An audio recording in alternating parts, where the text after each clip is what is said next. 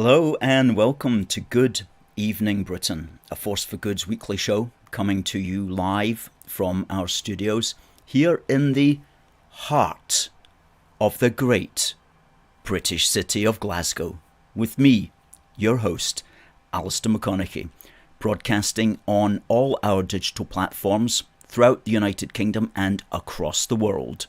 We're bringing you quality, pro-UK comment and analysis every Wednesday from 7 until 8 p.m. on Facebook, on YouTube, on Twitter, and on TikTok. And folks, thank you for coming in. Please send us your comments on TikTok, and please tell us where you're coming from, and we'll give you a shout out. And tell us what you think about the news these days, especially what you think about the comedy show. The long-running, it seems, comedy show, which is the SNP Leadership Contest.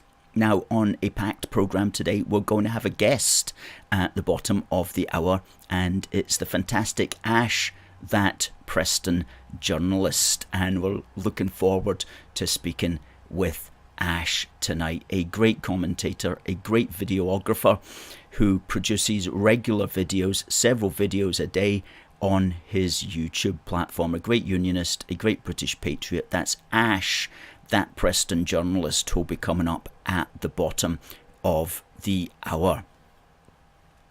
That Preston Journalist, youtube.com/that Preston Journalist. That's our man at the bottom of the hour. Debbie was first in tonight. She says, "Good evening, everyone." Well, what a comedy show that was last night on STV, and we've got a clip for you that we'll be showing you in a minute about that. Good evening to Alan, and also to Adam, who says hello troops from Leicestershire, and hello to Catherine, and good to see Stephen in the house, who says hello Alistair and fellow unionists, and also Stuart, nice to see Stuart from Elgin, and Harry, always good to have Harry in the house, who says that it's a rainy evening in Sussex.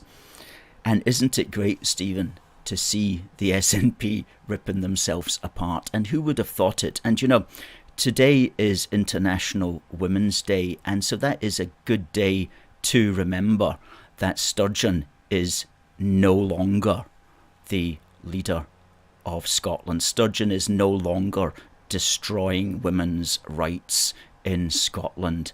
Remember the photographs that we had of that, and it's well worth remembering on International Women's Day that Sturgeon is no longer here in order to destroy women's rights. Kat says hello to everyone, and Robert says time to support him against the police and the SNP. Well, Robert, we wish you the very best in your struggle, and more power to you in your efforts, sir. Derek says hello from Armadale, great little British village of Armadale, and hello to Ben from Stanley in Perthshire. Stuart says fantastic t-shirt, Alistair, thank you. It says Hackett, which is the make Great Britain #1, and on the back is emblazoned Great Britain in red, white and blue. I'm afraid it's not for sale. TC, good to see TC, who says good evening to all fellow unionists everywhere. Adam thinks the three contenders were just play acting last night. Let me bring up a video here. This was the STV hustings, where each of the candidates got to ask the others a question, and this was a remarkable question that was asked here by Kate Forbes. Humza, you've had a number of jobs in government. When you were Transport Minister, the trains were never on time. When you were Justice Minister, the police were strained to breaking point. And now as Health Minister, we've got record high waiting times. What makes you think you can do a better job as First Minister? Humza, you've had a number of jobs in government. When you were Transport Minister, the trains were never on time. When you were Justice Minister, the police were strained to breaking point. And now as Health Minister, we've got record high waiting times. What makes you think you can do a better job as First Minister? Humza, you've had a number of jobs. Well, goodness me, Humza, you've had a number of jobs, and all of them you didn't perform. Your transport, you couldn't get the trains to run on time, let alone the buses. And as Justice so-called Secretary, we had the highest level of crime. And as Health Minister, the unfortunate NHS Scotland is in decay. You know, Kate Forbes there, she sounds like she could be running either the Labour or the Tory party, or she could be the voice of any unionist who has been speaking about the SNP since Humza took his first role in it. So, goodness me, we really do have a situation which is beyond parody, really. Because, Kate, we've been saying all these things for years and years, so at least it's nice to see that you're now getting with the programme. And isn't that absolutely absurd, really, when you think about it? Absolutely absurd. And they're tearing themselves apart, absolutely tearing themselves apart there, as Stephen pointed out. Ripping themselves apart. And another thing that's ridiculous as well is, of course, you know, take the little things like the deposit bottle return scheme. Okay, if Sturgeon had still been in power, Kate Forbes and Ash Regan and Humza Yousaf, they would all be saying what a great scheme it was and that there was nothing wrong with it and it was going to get it sorted out. But the minute that Sturgeon walks out the door, what happens? They're all bemoaning it. They're all bemoaning it and saying that it doesn't work. So it just shows the extent to which when a party is together and integral, it can get all the people to sing literally from the same hymn sheet. Whereas as soon as the party falls apart, as soon as the leader stands down, then everybody actually starts saying what they actually believe. And goodness me, it's like what all the unionists believe. Crazy. Alan says that Becky can't make it tonight because she's stuck at the coalface, meaning work. Well, hopefully Becky will be back in the swing of things very shortly. Alan says, was it hilarious? Any other moments that people saw that you want to comment on? Catherine thinks it was, yes, indeed, a hilarious disaster for the SNP, but Humza has got a new tie, says Stuart. Harry says that the failures he's brought upon Scotland were shoved in his face. Stephen says you could see the hate in his eyes when he replied to some of the questions.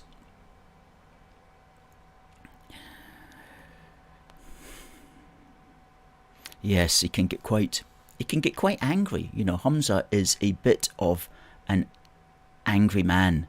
He's a bit of an angry man, and we like to put him in his SNP officer's cap there.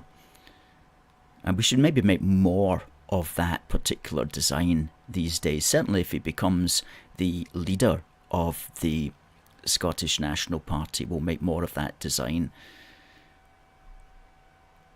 Humza says you've had a bit too much to think. We put that together for the Scottish election back in 2021, which we termed the Scottish ejection. Well, it didn't quite work out that way, but that's still a good phrase that we will keep in our minds for the future. So, who do we think is actually going to win this election? Now, the favourite, and we'll be talking about this with Ash at the bottom of the hour, the favourite is a kind of two-horse race between Humza and Kate Forbes at the minute. And one of the interesting things that the Scottish National Party is doing is they're not announcing how many members they've got, so we don't actually know how many people are going to be voting. And we've also heard that when the results are announced, they're not going to announce the actual numbers, as in several hundred or several thousand for this person or that person. They're simply going to announce it as percentages.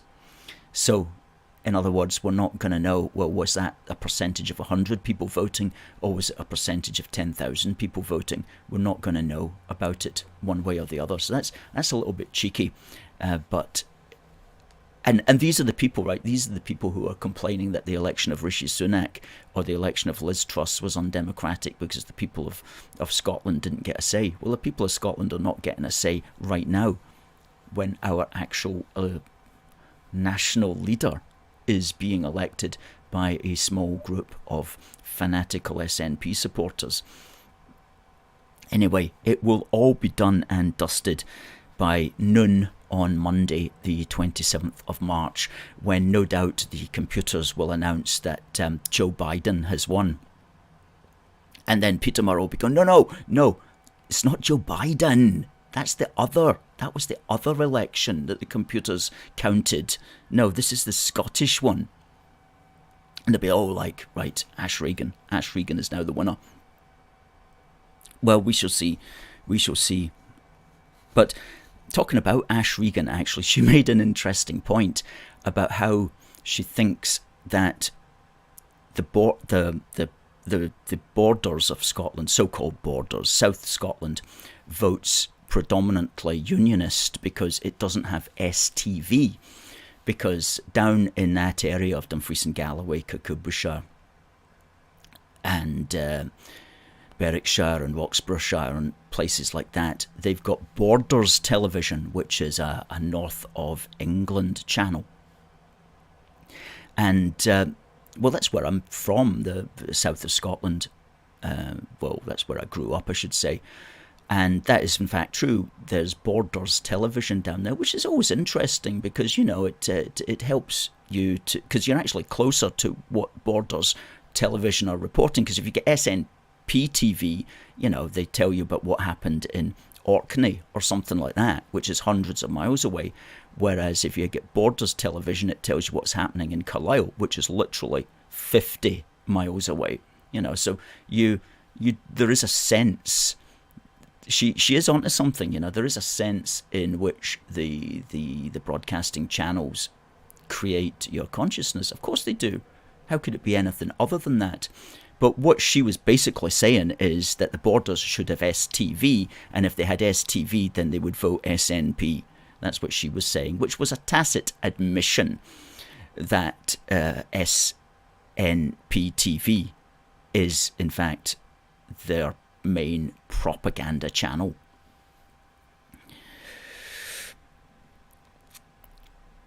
English dependence says, why is Scotland England's problem? There's an interesting thought. It's because we're British. Time England flew the England flag. Well, I hope that England does fly the English flag, because why not? It absolutely should. But the answer is that we are British together, and that's why people in Scotland care about what's happening in England, and ideally why many people in England care what's happening in Scotland, or indeed throughout the rest of our wonderful United Kingdom, Wales and Northern Ireland. And there you go. Freaky says, because the Scots are our family. That's why. That's right. We don't even think of. And he says we need to look out for each other and help each other. That's what a family does. We are the union. I couldn't have said that better myself, sir. And, you know, we don't even see England as our neighbours. We see England as our family. We always say that we're much more than a so-called family of nations. We are a nation of families. A nation of families, quite literally, because many of us have literal blood relations scattered throughout our islands. So we are a nation of families. And Stuart says, we're all British, whatever telly we watch. Absolutely agree. camaraderie. That's what we're talking about. And throw in a Rule Britannia there, just to round it off.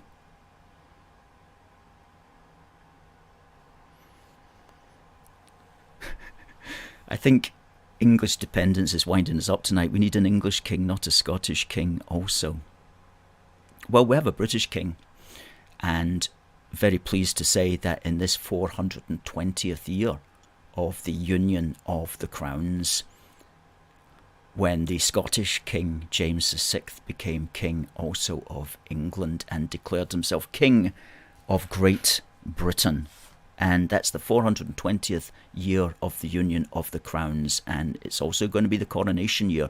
There we go. There's our boy James the Sixth of Great Britain. Wherefore we have thought good to discontinue the divide in names of England and Scotland out of our regal style, and do intend and resolve to take and assume unto us in manner and form hereafter expressed the name and style of King of Great Britain. Beautiful, beautiful words. You can get these at our shop. These are cards, greeting cards, whenever you want to wish MD the best of British in this 420th anniversary year, which is also the coronation year. There you go. Screenshot. We need to look out for each other. Well, Harry says he would hate the thought of England gaining independence from this brilliant union. It would be a dreadful time. Well, wouldn't it just? Because it would in fact be the end of the union. It wouldn't just be, it would, and this is what we try to emphasise as well with our point in Scotland, is that we're not leaving the union. We would be breaking the union up. We'd be destroying the union. It's not so much leaving the union, it's destroying the union. And that it's just can't happen, and it won't happen because it's not destined to happen.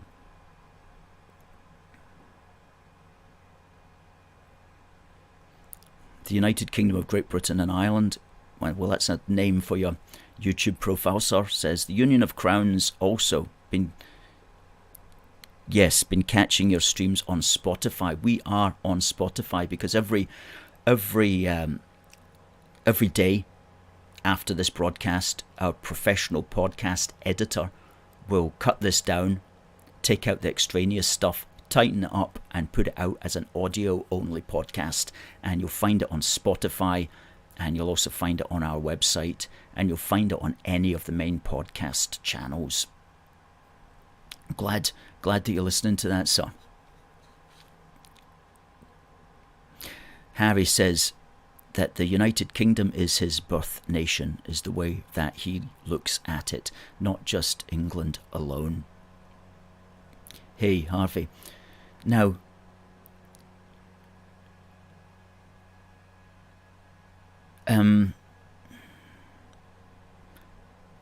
Freaky says the only thing he doesn't like about Scotland is it's cold. Besides that, it's a beautiful country and people. Well, there you go. So thanks for your thoughts. Totally concur. It is cold, although it's been fairly mild the past few winters, although it's been blooming cold in the last couple of days. Now, before we have our guest at the bottom of the hour, I want to do an on this day in British history and segue straight into a busting Indy Myths. So, on this day in British history.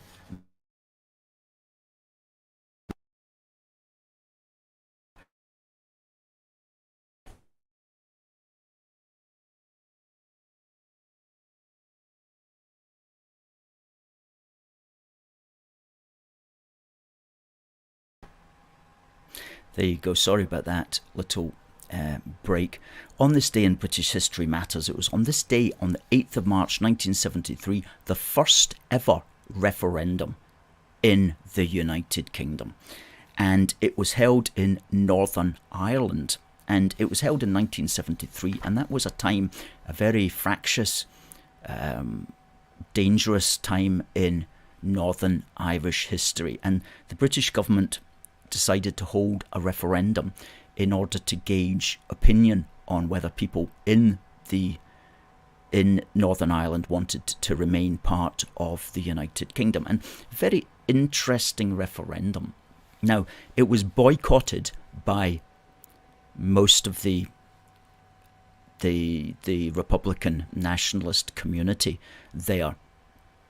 But what's interesting from our perspective was the question that was asked. Because if we remember the Scottish referendum in 2014, we'll just put up the ballot paper for the Scottish referendum in 2014 so we can see exactly what it said there. There we go. It was simply, should Scotland be an independent country? Yes or no? So we were forced to say yes or no. That was a binary question, I guess what you'd call that. Okay. Now, in the Northern Irish one in 1973 asked basically a neutral question. It said, do you want Northern Ireland to remain part of the United Kingdom? That was the first question. Or do you want Northern Ireland to be joined with the Republic of Ireland outside the United Kingdom? And so you just put an X. There wasn't a yes or no.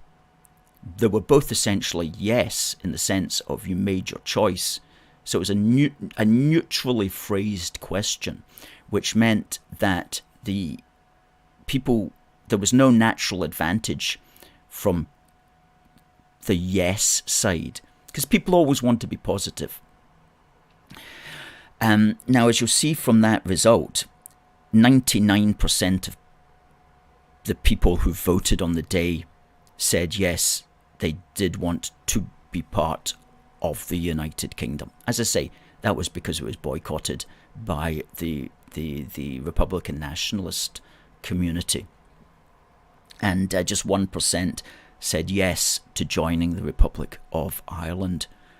But that's the point that I wanted to raise there about the extent to which the question was framed in a neutral manner. So nobody had the advantage of having the yes word. Both essentially had the yes word. Okay. Now, of that 99%, that represented 57.5% of the overall electorate voting to stay in the UK. And of course, the British government at the time didn't have to do anything because Northern Ireland was already part of the United Kingdom. In fact, the Brexit referendum in 2016 was the first time ever that the government lost a referendum and actually had to do something about it, which it didn't want to do. The first time it ever had to do something that it didn't want to do. And as we've seen in the past few years, the past 7 years almost, they're still not wanting to do everything about it, especially when it comes to the Northern Irish situation. Now, while we're on the subject of ballot papers, I just want to show you the European Union ballot paper from 2016. And there's something important here. Referendum on the United Kingdom's membership of the European Union.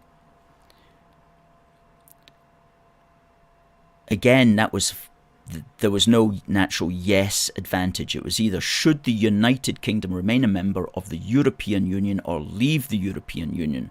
Remain a member of the European Union, leave the European Union. And another thing about that is notice the word European Union is mentioned 1, 2, 3, 4, 5 times. In other words, the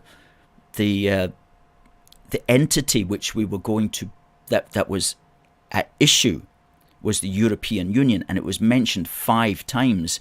Now, if we go back to the Scottish ballot paper, the United Kingdom isn't mentioned once. It's not mentioned once. In other words, the actual country that was going to get broken up, it's not even mentioned on that ballot paper. So again, that's a bias against the pro-UK side. Our object of our allegiance is not even mentioned. And we wrote an article about that, which you'll find in the threads, about how the ballot paper can be changed or moderated in such a way that the very way that it's worded will give an advantage to a particular side. So that was on this day, and in 5 minutes we'll ask you a question about that. And very quickly, before Ash comes on at the bottom of the hour, Busting Indy Myths. And in this Busting Indy Myths, very quickly, I want to point out, and it leads on from what I was talking about there with Northern Ireland, is the idea that no nation has ever rejected voting for its own independence. This was a big thing that the Scotnats still put out. They put out the idea that Scotland alone was the only country in the world, or the only province or region that's ever voted against its own independence. Well, I'm very glad to say that I spent some time putting the definitive article about this together at the weekend, and you'll also find that in the threads. And we list all the countries that are connected with Britain and all the countries in the rest of the world who have, in their own way, actually voted against what you might say independence. And I'll quickly run through them.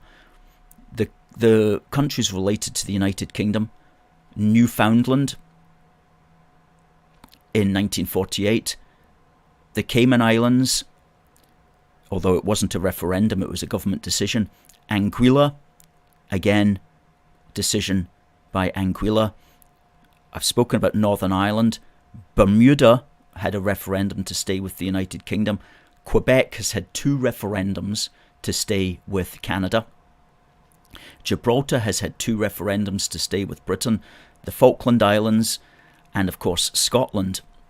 And as far as the rest of the world is concerned, Djibouti has had 2 referendums to back in the 50s and 60s to stay with France. Mayotte also had a referendum to stay with France. Puerto Rico has had 6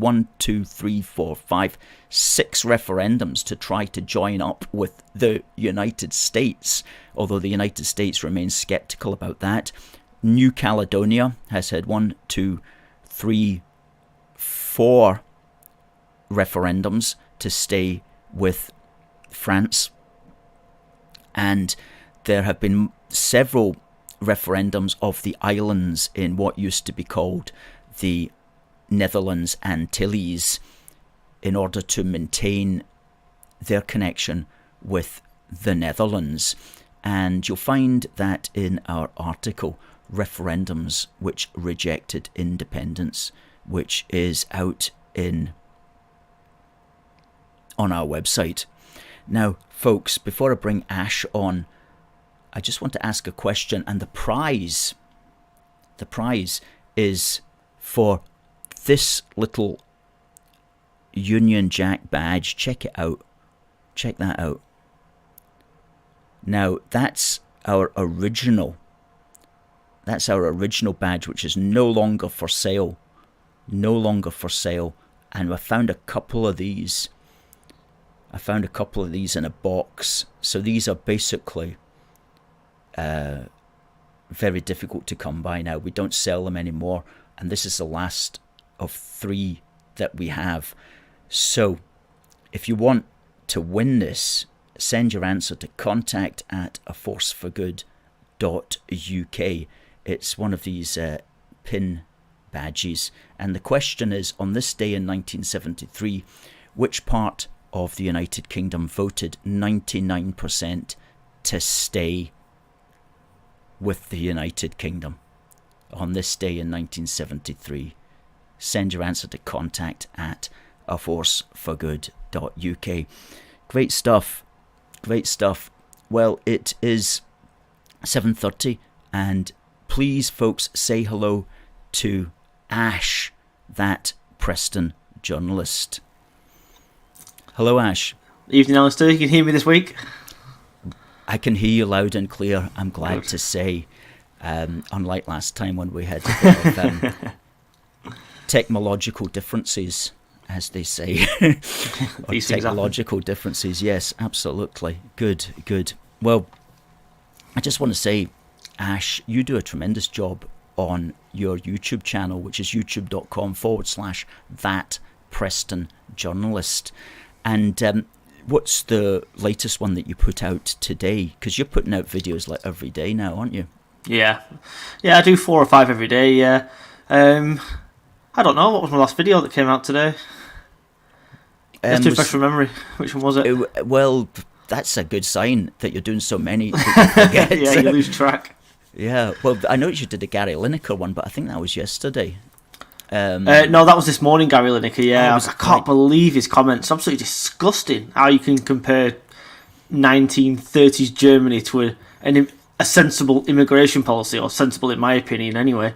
The first decent thing this so-called Conservative government have actually tried to do. And then calling them names like that is just unbelievable.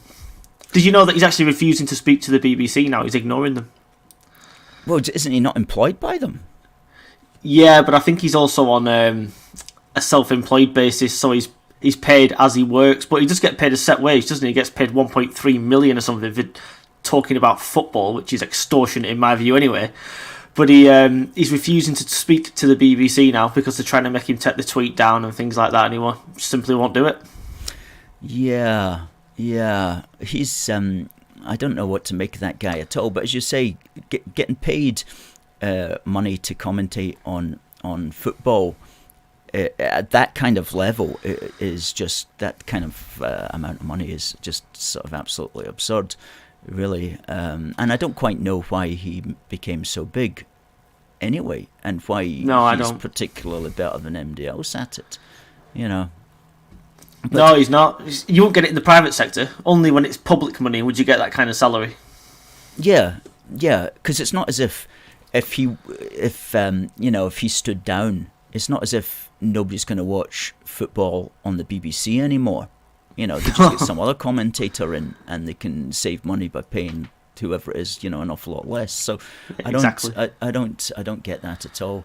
But the substance of the issue, though, was the substantive matter was the British government's Immigration Act. Do you have any thoughts on that? Because I noticed that's been kind of been knocked about for the last 48 hours or so. Yeah, I mean, in my opinion, it's a very good act, and we'll see if it gets through. I mean, it'll get through Parliament, no problem, of course, because the Tories have still got a big majority, 73 or something like that, the majority. But it's getting to the Lords then, and then passing it to and from the Lords. The Lords will try and add amendments. There'll also be people like Theresa May who will try and stop it going through, amazingly, despite the fact she's supposed to be a Conservative. But this could be the one thing that could actually save this Conservative government. I believe if they manage to implement this policy correctly and actually get it working and show that it works by deporting people, then, and the bolt stop, of course, then it would turn their fortunes around, and they would probably go on to win the next general election if it works. But we've heard it so many times, haven't we? And that's why no one's really jumping for joy about it or anything like that, because people like Priti Patel have said it in the past. Even when we voted for Brexit, we thought we were taking control of our borders. If anything, things have got worse. So no one's really getting their hopes up, but I certainly think it could be the one thing that changes the playing field for them and makes them win the next general election, especially as Sir Keir Starmer has absolutely no policies on immigration whatsoever. He has no alternative, and if anybody saw the Shadow Home Secretary, Yvette Cooper, yesterday for Labour responding to Suella Braverman, it was pathetic. She just stood there and shouted. She had nothing to say whatsoever on the subject. And it's quite clearly now, this is going to be the big dividing line for the next general election. It's going to be, do you want mass immigration or do you not? If you don't, then vote Tory. If you do, then vote Labour. That's the way it's going now. Yeah, that's quite well summed up. And I hear what you're saying. I think so many people have become jaded now, because take, for example, the Brexit vote. Now, whatever people say, I remain convinced that the only reason Brexit passed was because sufficient numbers of people thought that somehow we would get control over our own immigration policy again. And the official pro-Brexit campaign didn't want to touch immigration as an issue, thought it was too problematical.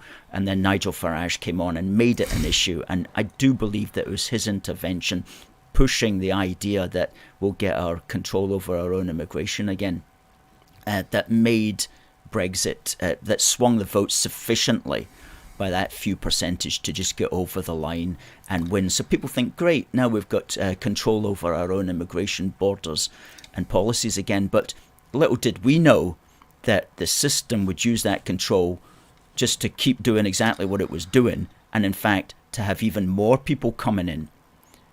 So it seems like when the system or the government now turn around and say, well, you know what, after all these years, we've suddenly realised that this is an issue that we should address.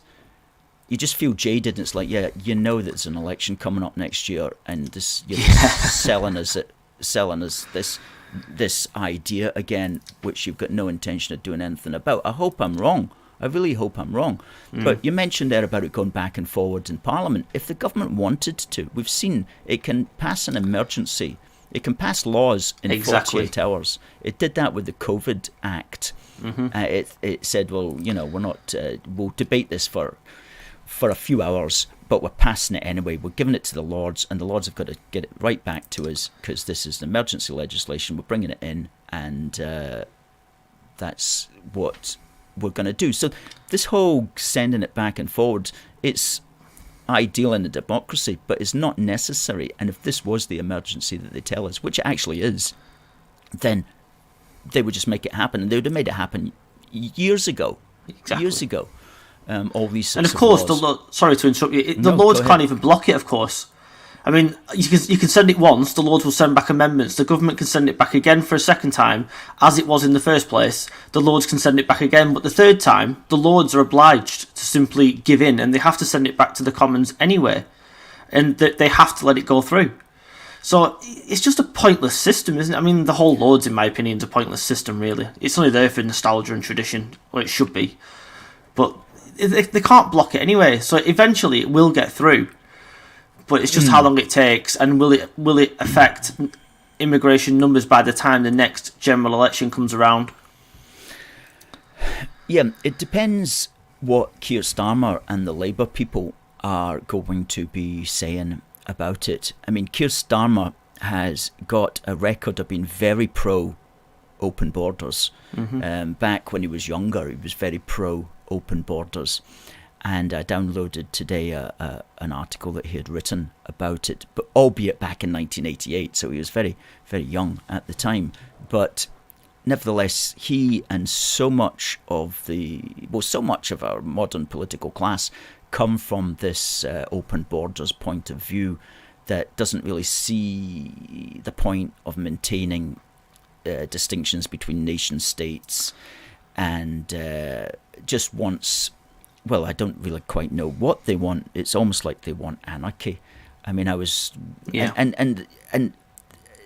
like the SNP are the worst for this. I mean, they're so open about open borders, it's beyond belief, whether they're at Westminster or whether they're at Holyrood. And I know why, because all of these people, like, not a single one of these MPs or MSPs of the SNP lives even in any kind of what you might call an area with anything other than white people in it, because they live in Scotland. And if you live in rural Scotland, I mean, it's just completely white, basically. Apart from like a Chinese restaurant or something like that, which has been there since the 1970s. So they don't live in the world that's changing in huge areas of England, for example. They don't live in that world. And as for London, well, London's a different case altogether. It's just this huge metropolitan area, which is kind of divorced from the rest of England, let alone Scotland, Wales, and Northern Ireland. So are the people. Yeah. Do you see Keir Starmer having any hope up? Because he may well break down the so-called red wall and get these voters back again. Do you see that likely next year?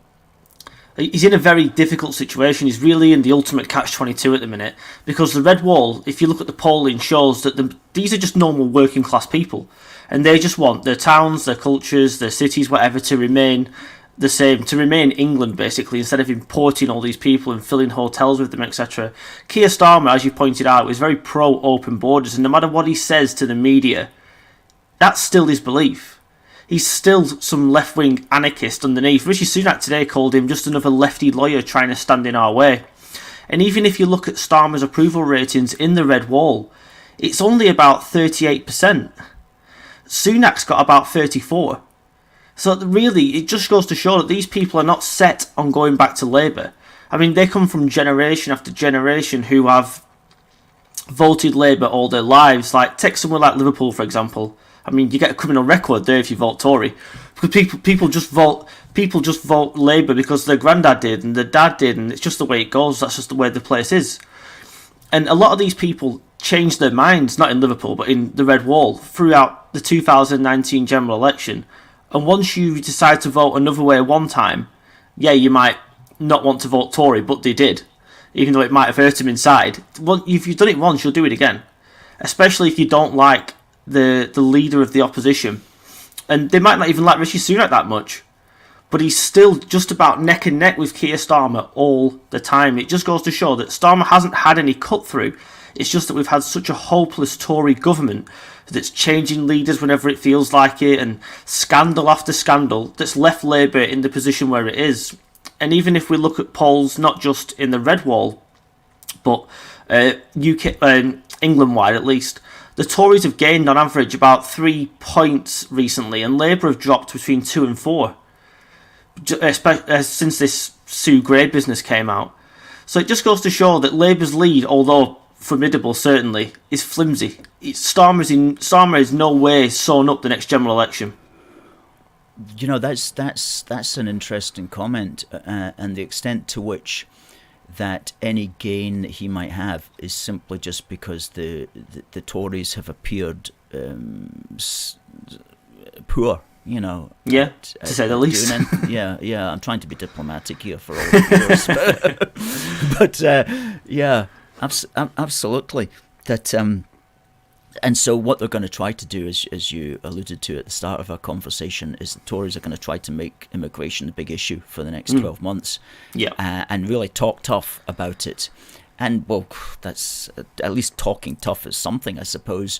But whether they'll actually do tough remains to be seen, because, as we know, the British system and indeed the Western world is entangled in all sorts of like so-called human rights laws and so on that have been in place for scores of years since the end of World War II, tightening up all these kind of rules and regulations and so on, that they've got very limited room for manoeuvre, unless they literally just have a revolution and say, we're just throwing all these laws off the statute book and we're making a new law and here it is and we're just going to go ahead with it and have a clean out of like border force, which is, I only recently learned that border force is unionised. Now, nothing against unions as such, but border force is essentially a security arm, which you can't have that unionised. You know, it's like you can't have the army unionised. You can't have people who are literally defending the country. You can't have that unionised, because that's going to be open to people who want open borders, who are running these particular unions. And the union that Border Force is part of is run by that guy Mark Sirotqua, or whatever it is, who's like a they tried to take the government to court. Yeah, for being told to do the jobs. Exactly. He's a hardline open borderist, and so you can't keep your country safe if that's who's essentially, you know, going to be running your border force. So all of that has to just get cleaned away, swept away, and changed over. And that is a revolution, you know. And that's what people thought they were voting for when they voted for Brexit. But of course, we don't have the politicians and the MPs who are going to stand up for that. Well, hey, maybe Kate Forbes or Humza Yousaf will stand up for it not. Talking of that, do you have a favourite that you would like to see win the Scottish, rather the SNP election? I can't possibly have a favourite. I don't like any of them, truth be told. I'll tell you, I'll say one thing for Kate Forbes. At least she was honest about her beliefs and her religious beliefs. And obviously she was dragged over hot coals for it, whereas it seems that Humza Yousaf for some reason wasn't, despite doing exactly the same thing that Kate Forbes had done and actually believing the same religious conservative policies that she believes in. At least she stood by her principles. Humza Yousaf blatantly lied and said that he didn't vote against this bill. He had an urgent meeting when Alex Salmond completely trashed that, didn't he? Yes. Well, I wonder why he didn't get pulled up on that in the way that Kate Forbes did. Exactly. That's a difficult question to answer. Yeah, precisely. Yeah, I wonder why. Yes, well, like you, I don't have a favourite or even a preferred one, really. But whatever one we get, they're all crackpots in the sense that they all want to break up the greatest nation that ever existed, which is called the United Kingdom. And that in itself tells you that they have no sense. They have no sense because they literally want to divide the British people against themselves. And, I mean, why on earth would you make that your be-all and end-all of, and the essence of your political point of view? Here's an article here. I'll demand referendum within 90 days, says Forbes. You know, so that's 90 days of her either winning the most MPs in Scotland or 90 days within winning the most votes of the people who happened to vote on the day. Apparently that's sufficient to basically destroy the United Kingdom, which has been coming together for hundreds, if not thousands of years. Yeah, thanks very much. What they should have done, if I was any of those three people, I would have stayed away from independence completely. I would have talked about the things that actually matter, the things that are going wrong. You know the list, so do I. Education, health, ferries, you name it. Everything's crumbling.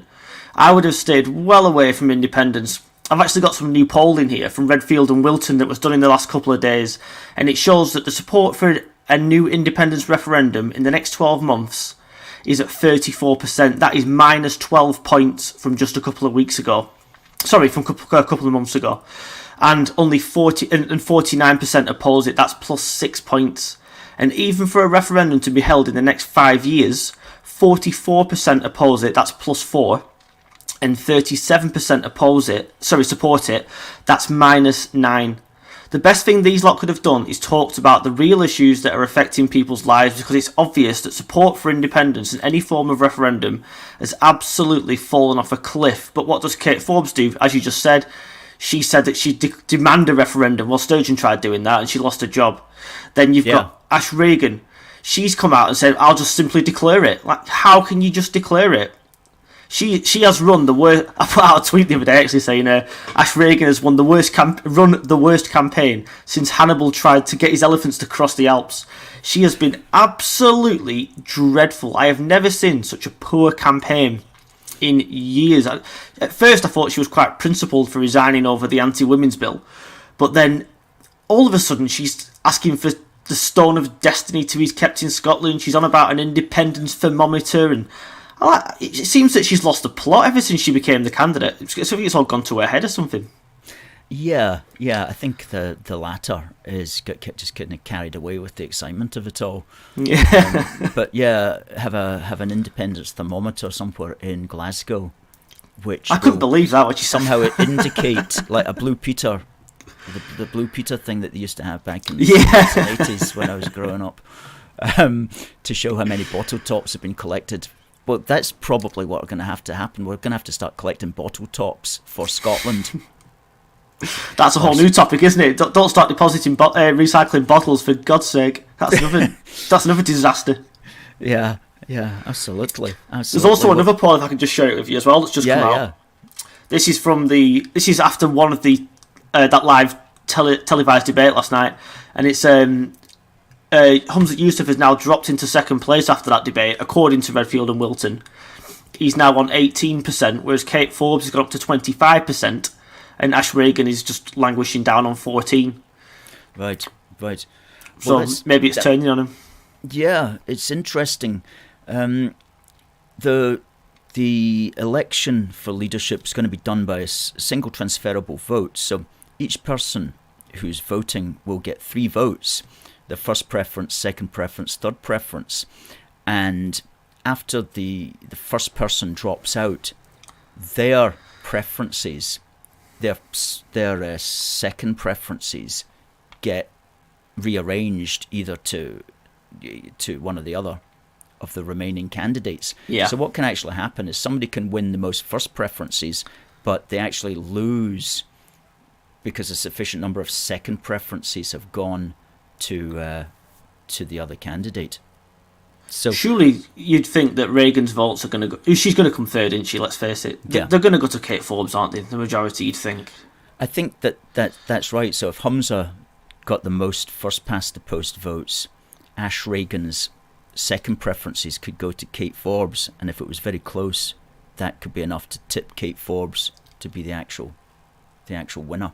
Well, he's the only one that supported the anti-women's bill. The other two, clearly, although Kate Forbes never said it publicly, she never actually supported the bill. So 70% of Scots, according to polling, also oppose the bill. So surely those people aren't going to vote for someone that would potentially try and still bring that anti-women's bill through. Exactly. I think that all of Ash Regan's votes, as you say, will go to... All of Ash Regan's second preferences will go to Kate Forbes.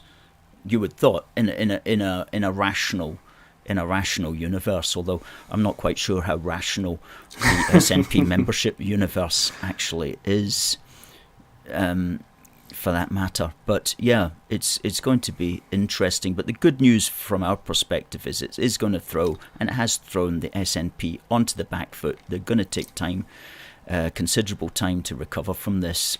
And they might lose, they might fall back, actually, where we have to hope, at the next general election. And the idea of breaking up the United Kingdom, well, it's always going to be around, because they're always going to be powerful and they're always going to have their speakers, so we're always going to have our work cut out for us. But we've got a little bit of breathing space. Yeah, I think. You could have given me, Alistair, a pen and a piece of paper and asked me to write down my ideal scenario for Sturgeon going, and I couldn't have written it any better than what she did herself. It was absolutely perfect. She left the whole place in turmoil. The party's got no plan. They're completely rudderless without her. God knows I don't like her, but she was a decent communicator, and let's face it, she won many elections. Yeah. And without her and without Salmond, they've lost their only 2 decent communicators. That's it. Without them, they're rudderless. They've got nobody. That's right. I think the modern expression is she played herself. Yeah, definitely. Yeah. She managed to turn the entire nation against her, even her own supporters.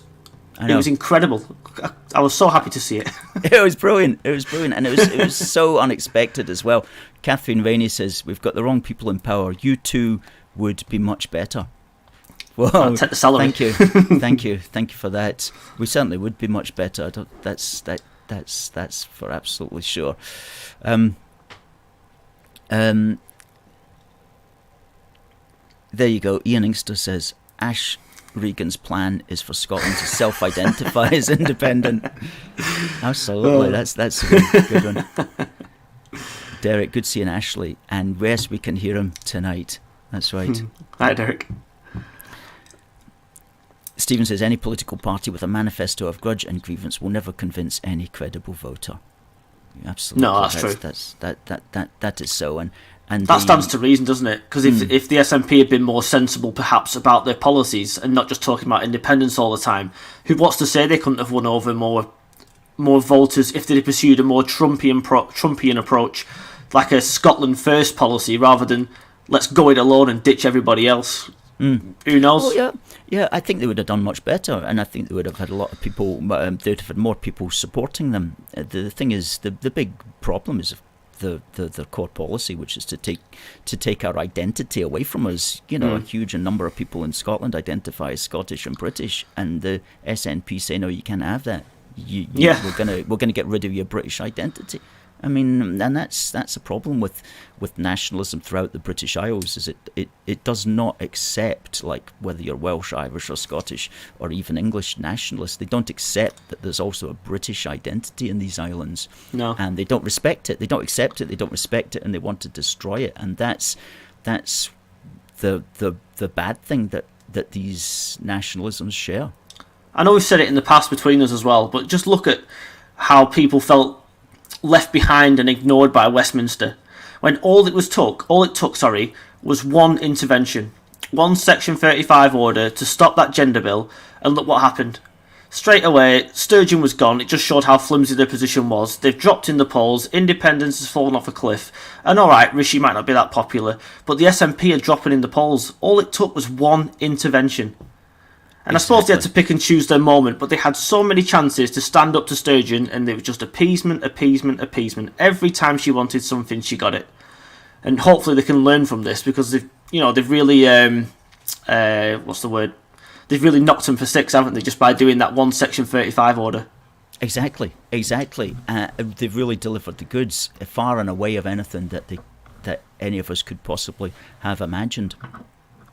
And on that very positive note, Ash, that's 25 minutes of shot by. Once again, you can be found at youtube.com/that Preston Journalist, all one word. And you are also on twitter.com/AKWriting88. And you're posting on those two platforms every day. And good stuff as well. So, Ash, we'll have you back as soon as we possibly can, just to say thanks very much for your work, and more power to your elbow. Thank you. Thanks, Alistair, and thank you to everybody else. I'll speak to you soon. Great stuff. See you again. See you later. Bye-bye. Bye. Fantastic. Good old Ash. Thanks for all your comments there, and your... Stephen says, great chat, so natural and informative. That's what we like. Stuart says, great stuff, Ash.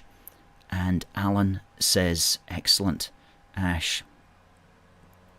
Thanks to our guest this evening, that Preston Journalist.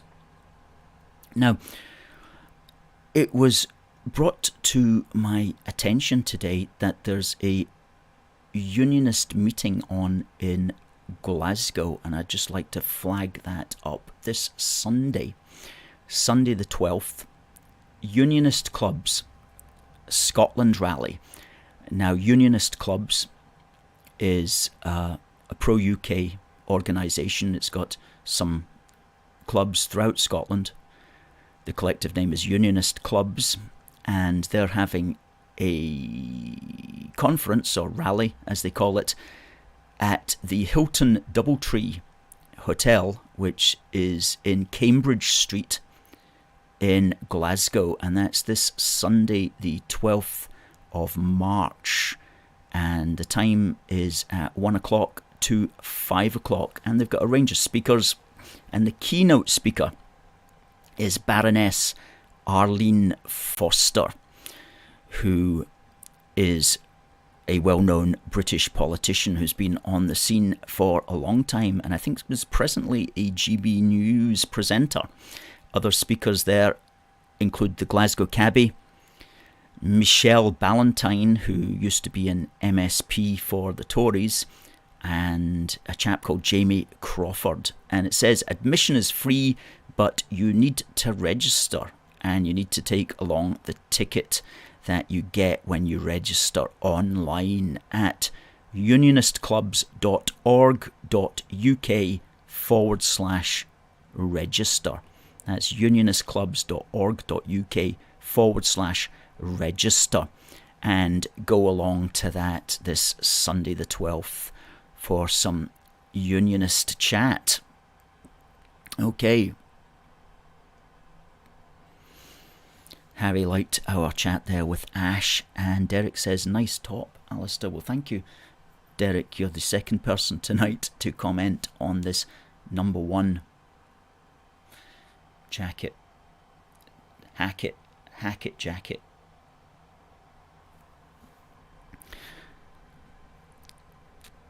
Good. We have a winner now. We asked the question that on this day, the 8th of March back in 1973, the first ever referendum was held in a part of the United Kingdom, and it was about whether or not we should stay in the UK, and that was held in Northern Ireland when 99% of people voted to stay in the UK. And the winner is Chris Farron. Excellent, Chris. Well, you will get this sent to you, which is our original badge. We've only got 2 of these left now. And we'll also send you a copy of Busting Indy Myths, which is our latest magazine.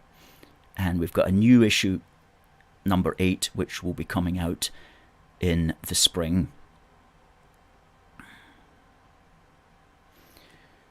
Now, folks, I showed you that old badge that we've only got a couple of, but we've got plenty of these badges, which are our new ones, which are slightly bigger, but they're the same with a force for good written through them. And you can get those at our shop, aforceforgood.uk/shop-1. Good stuff. Okay, folks, it's the top of the hour. That was a quick show tonight, helped along by some good chat with Ash. Debbie says, congrats, Chris. As does Stephen. So we will be back next week, and the good news is that we've got guests lined up for the next 3 weeks. So we're going to be back next week with a great guest, and hopefully we will see you all there. So it just remains for me to say, folks,